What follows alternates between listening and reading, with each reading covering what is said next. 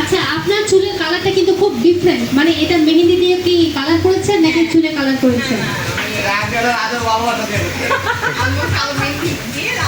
কালো দিয়ে লাল করেছেন। আর গলার মালাটা কি আপনার, এটা কি পুতির মালা? এটা কি অরিজিনাল নাকি এটা ডুপ্লিকেট? Duplicate, original. আচ্ছা, অরিজিনাল পালের একটা উনি সেট করে আসছে। আসলে যেটা আসবো, আপনার ড্রেসটা বেশ ভালো হয়েছে। আজকে প্রোগ্রামের জন্য কি আপনি এটা ডিজাইন করেছেন নাকি এটা আপনার হুট করে মাথায় আসছে?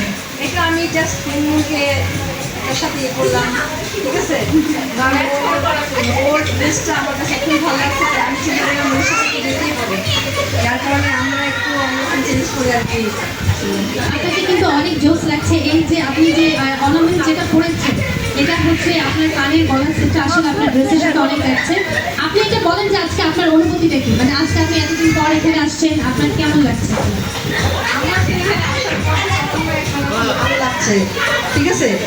কারণ এখানে আসছি, আসার পথে এত ভালো লাগবে তখন আমি মানে আসার পথে এটা ভাবি কি ভালো লাগছে, মানে আপনার কি ভালো লাগছে। আবার ভালো লাগছে মনকে, রাকিবকে, মানে মাইকে তখন কথা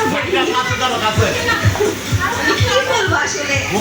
আচ্ছা, এটাই বলো যে তোমার বোনকে প্রিন্সেসের ড্রেস পরে গ্রাউন্ড করে। আমার বোন তো প্রিন্সেস ডায়না,